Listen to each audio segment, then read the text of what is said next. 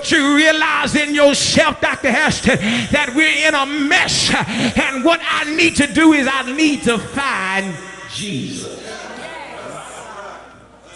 That's right. I'm tired of trying friends. The speaker talk back if y'all want. I'm tired. I got a praying mother. I have a woman of God that knows God, knows how to get in touch with God. But I had to wake up one day, Antonio, and realize mama's prayers weren't going to get me into heaven. Y'all ain't going to say nothing now. I realized daddy's fasting won't going to take me to heaven. What I had to do was get a relationship with God for myself. What I had to do was get my big head on the altar. What I had to do was turn my own plate down. What I had to do was fast for my own self and said, Lord, I need thee. Oh, I need thee every hour. I need thee. Most gracious Lord, no voice as sweet as thine can peace afford. I need God. I don't just need him to put gas in my car. I don't just need him to give me lunch money at work, but I need him in my life. So here we find, here is now this woman. This woman here in the text, Luke chapter number 7, the Bible says that she was a sinner woman. The Bible says that the Pharisees had invited Jesus to stop by their house. I think it's present here.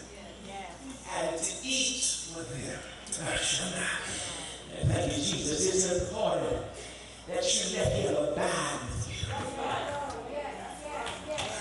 It's important. That's the reason why praise is important, because he inhabits the praises of his people. If you want to find Jesus, find praise. Oh, I can't hear nobody in here now. But when you find praise, you find his presence there with you, because his presence. I wish I had somebody here understood tonight. His presence is where I long to be lost in his glory. Lord, help me in here, God, to be lost in his power, in the glory, in the cloud of his presence, Bishop, is where I long to be. I'm tired of coming to church and don't feel nothing.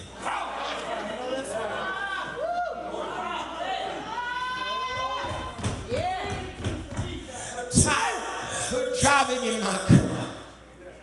Don't feel his presence. Tired of trying to talk to him and I don't feel him. It's because he lost his presence. He lost his abiding presence. Whatever happened to Lord, prepare me to be the sanctuary, pure and holy. We don't like the last word right there. Pure and what? No. He ain't pure no more. That's right. Pure no more.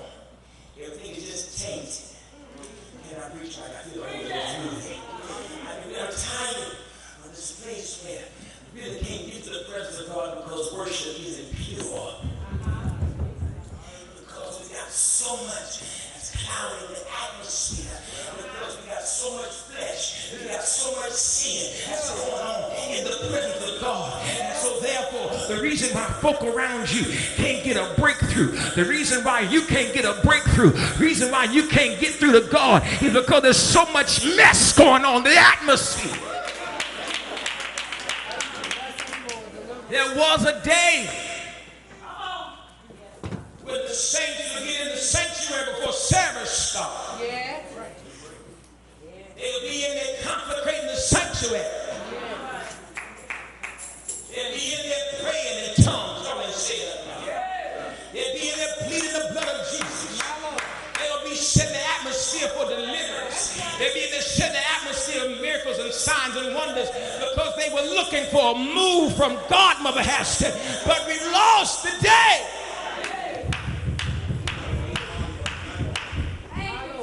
We lost the day. But we really were after his presence. I don't just recognize, Sister Paula, Sister Teresa, that I have a need, but I recognize who can supply the need, Brother Dominique. And when I recognize who can supply the need, I don't just say, all right, I know who can do it for me, but I come before him. I come into his presence. Come into his presence with thanksgiving. Come into his presence knowing that he's able. Look at your neighbor and say, neighbor, he's able. I know it's been a long time since you really got in his presence. I know it's been a long time since you were lost in his glory. But when you find yourself lost in the cloud of his presence, when you find yourself caught up in the whirlwind of his glory, when you find yourself being lost, basking in the ambience of his glory, honey, then you can tell him, Lord, here I am. But don't just come before him. But this is the key thing. You got to come before him in humility. You got to be willing to lay yourself down and stop coming to God thinking that he owe you something. He don't owe you nothing. All he owes you, oh my God, is another chance to let you bless him. But if he so chooses, he'll snatch life from your body. But you ought to look at your neighbor and say, neighbor, he paid a debt that I owed. And I owed a debt that he did pay. I'm so glad tonight that I know if anybody owes anything, I've taken so many loans out with heaven. I owe God what he gave me plus interest. And now I realize, God, I can't be prideful coming into your presence, but I've got to come in humility and say, Lord, here I am. Here I am, oh God. And so you got to come in humility. But look at your neighbor and say, neighbor, what you've got to do is you've got to surrender, Sister Paula, everything to God. The Bible declares in Psalm 56 and verse number 8, in the Old Testament of the Bible, the notion of collecting tears in a bottle appears when David prays to God. And David says, thou tellest my wanderings, but put thou my tears in a bottle. Art thou not in the book?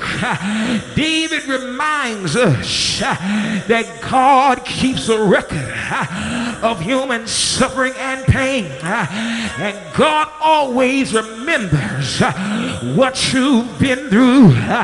Look at your neighbor and say, neighbor, oh neighbor, I know it seems like God's forgotten about you, but tell him I want to let you know he's never forgotten what you've been through. He's never forgotten that folk lied on you. He's never forgotten that folk hurt you and stabbed you in your back. He's never forgotten. I heard the Bible said, I'll never leave you.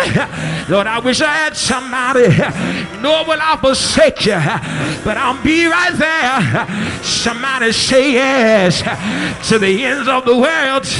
You ought to look at your neighbor and the neighbor, oh neighbor, I want to let you know, hold on to God.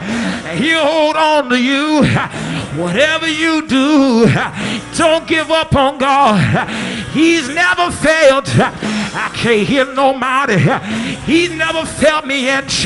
Everywhere I go, I want the world to know.